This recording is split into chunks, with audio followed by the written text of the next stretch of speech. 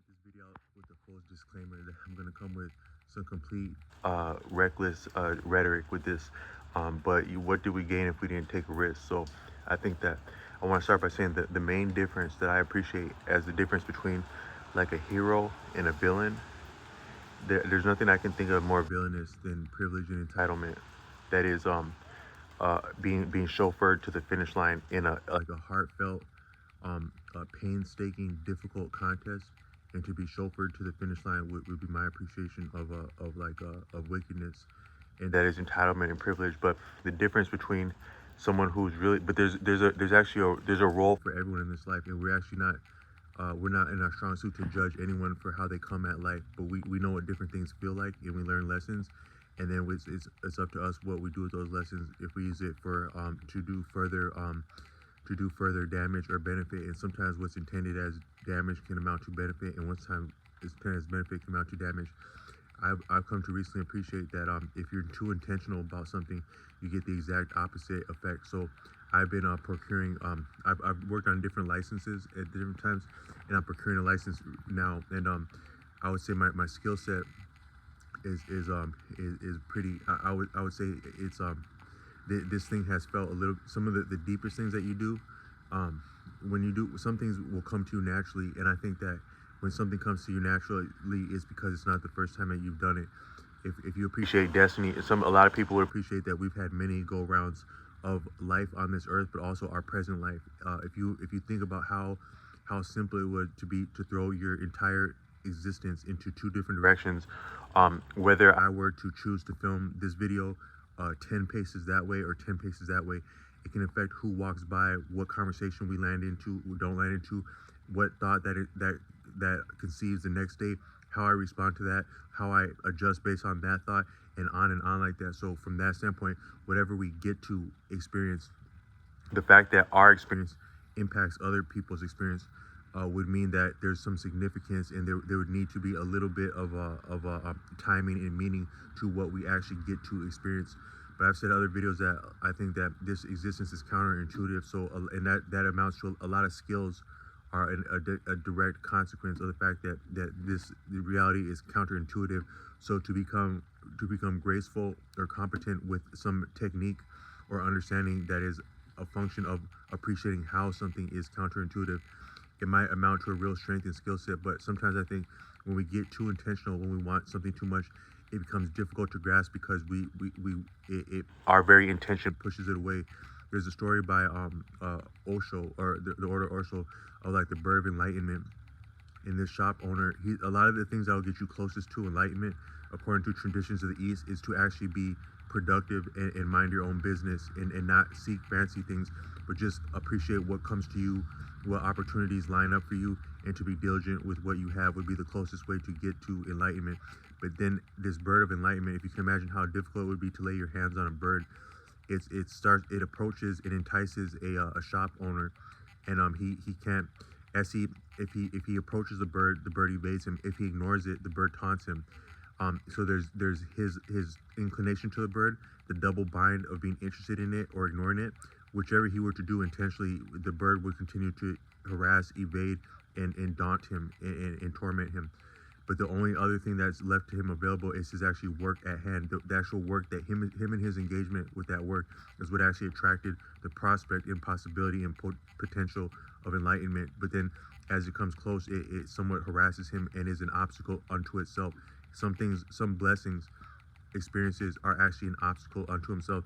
That might be why I think that one of the things that's so reckless and damaging about when you have people that exert undue influence on you, when you're not ready for a certain experience, or they interfere with your development. Some people in this life, it doesn't necessarily have to be when we're children, but all throughout life, some people simply interfere with certain experiences for us. I think that part of it is because there's something of power that is attained and tasted by altering a person's interest or intention or will, because by us impacting another person's understanding or exertion of their own power, that's amount of power for us, because we just created an effect with that. So a lot of people are keen on interfering with our development. I experienced that as a child. where I was taunted and daunted with certain prospects or things that were not due to my station. Like, oh yeah, you can't. So we're young kids, and like, oh, what about talking to that girl? Or what about flirting with that girl? As though love were an intentional act of ours and not something beyond us. The beauty of love is that it's beyond us, kind of like surfing.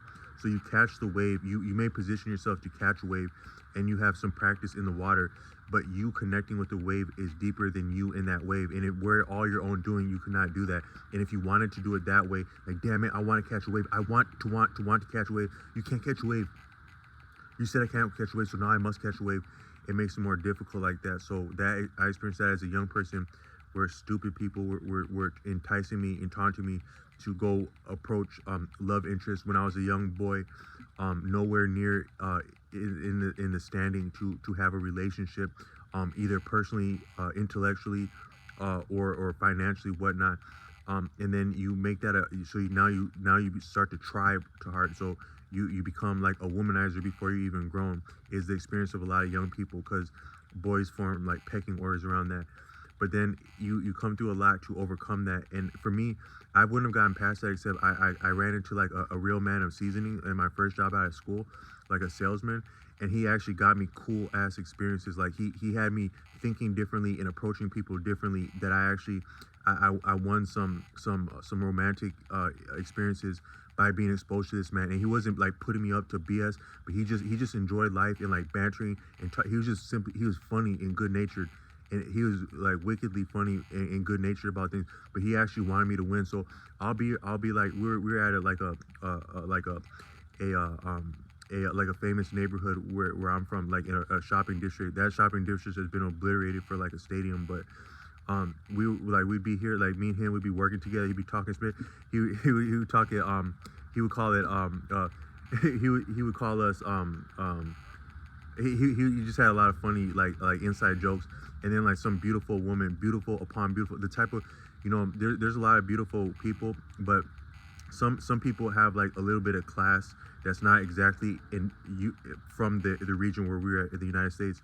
So like sometimes you have like women from other parts of the world, and they still appreciate certain tact and taste and class differently than what Americans are maybe like, can be sloppy around, like me myself.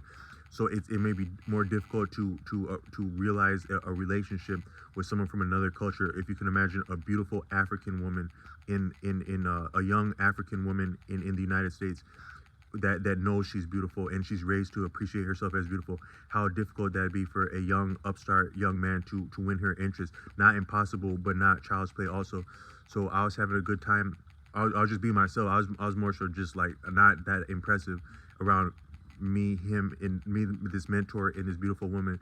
And then when I wasn't there, I get a phone call out of nowhere with this beautiful African woman, that he gave her my phone number and put her up to, we're all adults at this point, and put her up to calling me. And I find myself in a date getting a ride with a beautiful African woman who already has her own car, and our ass is barely at high school. And I didn't know a lot of what to do with that at that point, but that's the type of man that where he would set me up for success in a fun way. But he's actually what got me to be to follow like faith, because he taught me a lot about faith as much as he taught me about like romantic stuff. But a lot of other people in life are the exact opposite of that, and the exception goes to prove the rule. So most people are trying to F us over and get in our way and interfere with us, and by a consequence, just the mathematical inverse reciprocal effect of all that much egregious causes about us is that you run into a couple cool people that actually put you up on cool stuff at different times in your life, and likely at a point where it serves you if you're fortunate like I was.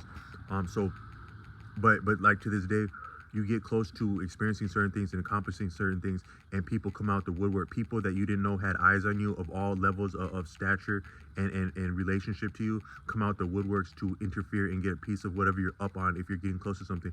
What I'm going to say is my appreciation of the difference between a villain and a hero is that a villain is propped up by different stuff. Different things prop up a villain, but a hero uses props. So you have a lot of people introducing videos, but they don't have a prop. So my next video, I'm gonna introduce forbidden knowledge.